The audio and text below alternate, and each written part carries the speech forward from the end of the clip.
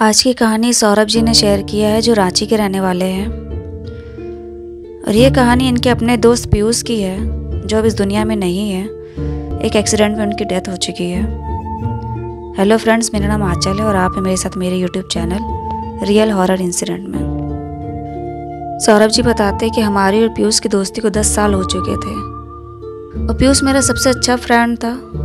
वह एक middle class का शांत स्वभाव का लड़का था, बहुत ही मेहनती था। और मेरी चाहे घर की बातें हों चाहे बाहर की हों, हम लोगों ने कभी किसी से कुछ बात छुपाई नहीं। सारी बातें शेयर करते थे, एक दूसरे के सुख दुख में साथ देते थे।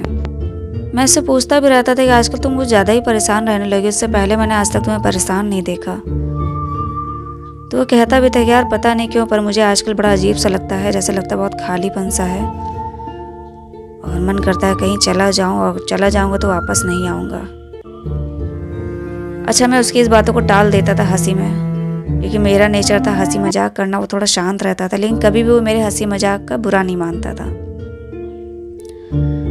तो मैं उससे कहता भी था कि कहाँ चले जाओगे, इतना परेशान क्यों हो, क्या तुम्हारी शादी होने वाली है क्या? तो इस बात पे वो हंस देता था। वो थोड़ा अपने घर से परेशान रहता था। उसकी फैमिली में कुछ प्रॉब्लम रहती थी। पापा प्राइवेट जॉब में थे, छोटे भाई बहन थे, तो उसके ऊपर बहुत जिम्मेदारियां रहती थी घर की। मैं उससे कहता भी था यार कभी कोई हेल्प हो तो बताना, मैं तुम्हारे लिए हमेशा साथ में हूँ यहाँ पे। और ये बात ईयर 98 की है, जब वो एक दिन मेरे पास सुबह आया 11 बजे। तो उसको किसी काम से बाहर जाना था, तो उसने मुझसे यही कहा कि यार आज तुम चलोगे साथ में मेरे, तुम साथ में चलोगे तो अच्छा लगेगा। लेकिन मेरे पास भी मजबूरी थी। मैंने उससे यही कहा कि यार आज तो नहीं जा पाऊँगा, आज मेरे भी कुछ पेंडिंग काम है, हो सके तो कल चलो, कल मैं फ्री रहूँगा। तो पीयूष ने कहा चलो कोई बात नहीं, मैं हो आता हूँ, क्योंकि मेरा काम भी आज ही निपटाना ज़रूरी है। और वो इतना शांत था और बड़ा परेशान था कई दिनों से। तो मैंने उससे यही कहा कि तुम बहुत ज़्यादा परेशान हो, चलो आज शाम को मैं पार्टी देता हूँ, तुम्हारी सारी परेशानियाँ दूर करता हूँ, तुम कितने बजे तक वापस आओगे? तो पीयूष ने बोला कि यही मुझे कोई 7 बज जाएगा आते आते। तो सौरभ जी ने कहा ठीक है, तुम 7 बज जाएगा तो 8 साढ़े 8 तक मुझसे मिलने आना, हम लोग यहीं पास में कहीं बैठेंगे, नहीं होगा तो अपनी छत पे ही बैठेंगे, और आज की पार्टी मेरी तरफ से। खैर फिर ये लोग अपना काम निपटाने लगे और पीयूष अपना चले गए काम पे, और ये भी अपना जो पेंडिंग वर्क था। कुल मिला के सारा दिन बीत गया इन लोग का। जब शाम का 7 बजा है तो इधर अपना ये सौरभ भी अपना पार्टी की तैयारी करने लगे। जो भी है बियर और ये सब ला के रख लिए। इन्होंने किसी और फ्रेंड को इन्वाइट नहीं किया, क्योंकि इनके फ्रेंड में सबसे अच्छे जो क्लोज फ्रेंड थे पीयूष थे। तो इन्होंने यही सोचा था आज मैं पीयूष के साथ अकेले बैठूंगा और थोड़ा उसकी परेशानियां पूछूंगा, किस लिए परेशान है वो। लेकिन जब 8:30 हो गया, पीयूष का कोई अता पता नहीं था, तो इन्होंने अपनी बाइक उठाई और उनके घर की तरफ गए पता लगाने के लिए। घर पर भी गए थे, वहाँ पर भी यही हाल था। उनके मम्मी पापा दोनों परेशान थे। पापा भी उनके ऑफिस से तुरंत आए हुए थे। तो सौरभ ने जाके पूछा भी कि आंटी अंकल से कि अभी पीयूष आया नहीं। तो उनकी मम्मी परेशान थे। बोली बेटा वो सुबह से निकला है, 7 बजे बोल के गया था, अभी तक से आया नहीं, जरा तुम ही अपना बाइक है, जरा निकल के देखो थोड़ा बाहर तक। तो अंकल ने भी बोला कि चलो बेटा मैं भी साथ में चलता हूँ। तो मैंने यही कहा अंकल आप रुकिए, आप अभी भी आए हैं, आप कपड़े चेंज करिए, थोड़ा आराम करिए, मैं देख के आता हूँ, यहीं कहीं होगा दुकान पे।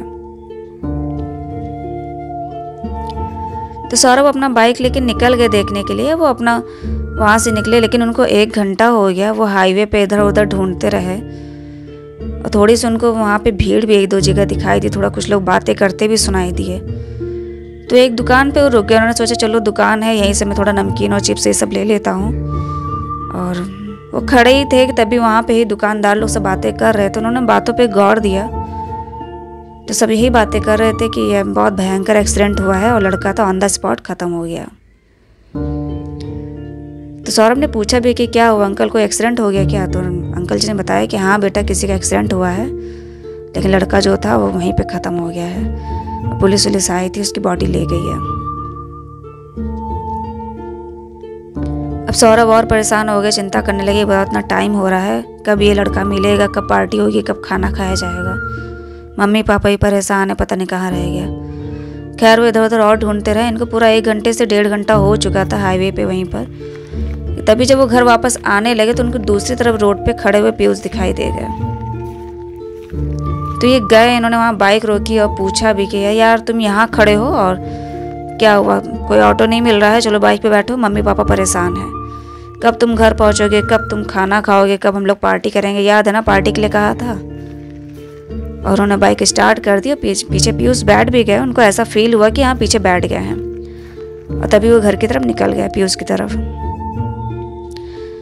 अब घर पहुँचते पहुँचते उनको कम से कम 11:15 का टाइम हो चुका था। जब घर पहुँचे हैं तो वहाँ देख के पूरा माहौल देखा, वहाँ का बदला हुआ था घर का। उनकी माताजी पीयूष की थी, वो बाहर ही दरवाजे के बाहर बैठी रो रही थी, उनके पिता भी रो रहे थे और आसपास के मोहल्ले के लोग भी खड़े इकट्ठा थे वहाँ पे। सौरभ जब गए, उन्होंने बाइक रोकी है तो सबसे पहले उनकी नजर बाइक पे पड़ी, क्योंकि बाइक पे पीयूष नहीं बैठे थे। और उन्होंने तुरंत अपने वही अंकल आंटी से पूछा कि अंकल आंटी पीयूष अभी आए नहीं, आप लोग रो क्यों रहे, परेशान क्यों है, क्या हुआ। उनकी माताजी ने यही बताया कि बेटा उसका एक्सीडेंट हो गया है, शाम को 6-6:30 के करीब हाईवे पे एक्सीडेंट हुआ था, उसी में उसकी डेथ हो गई है, और अभी भी हम लोग को भी खबर मिली है। उनके पापा तब तक निकल चुके थे, 1-2 रिश्तेदार जो रिलेटिव आ चुके थे वो सब वहाँ पे जा चुके थे तब तक। सौरभ बिल्कुल भी समझ नहीं पा रहे थे कि आखिर इतनी देर में ये सब जो चीज़ें हो गई थी इनके साथ, इसमें क्या सच है क्या झूठ है। जो उनके साथ हुआ वो सच है, या यहाँ जो आए हैं पीयूष के घर में देख रहे हैं कि वो सच है। उनको कुछ भी समझ में नहीं आ रहा था कि वो करे तो करे क्या। वो बुझे मन से वहाँ से निकले हैं, अपनी बाइक स्टार्ट किया, सीधे अपने घर आ गए।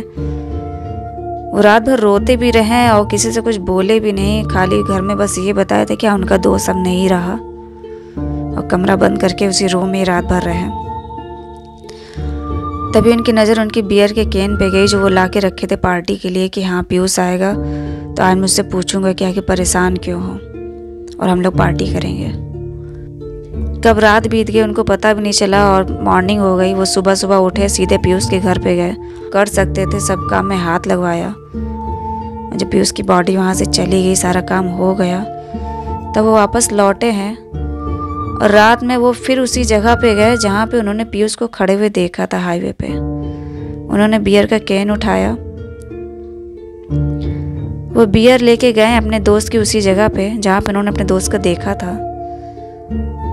वहीं पे एक कैन वहीं पे रखा, एक को खुद चीयर्स करके खुद पिया, अपने फ्रेंड को याद किया और रोते वहाँ पे वापस चले आए। लेकिन उन्हें इस बात का कहीं ना कहीं दुख रहा कि उनके फ्रेंड ने लास्ट टाइम उनसे कहा था कि चल यार तुम साथ में चलोगे तो अच्छा लगेगा। लेकिन ये कहानी मेरे दोस्त की थी, और जो अब इस दुनिया में नहीं है, मैं उसको याद करता हूँ, अभी भी मिस करता हूँ। और अब मैंने पार्टी करना बंद कर दिया है। वो मेरी लास्ट पार्टी थी जो मैंने उसके लिए वहाँ पे करी थी हाईवे पे जाकर। तो ये कहानी थी सौरभ जी की जो उन्होंने शेयर किया था, और रांची के रहने वाले थे। आप लोग को कहानी अच्छी लगी हो तो प्लीज़ वीडियो को लाइक करिएगा और चैनल को सब्सक्राइब कर दीजिएगा। धन्यवाद।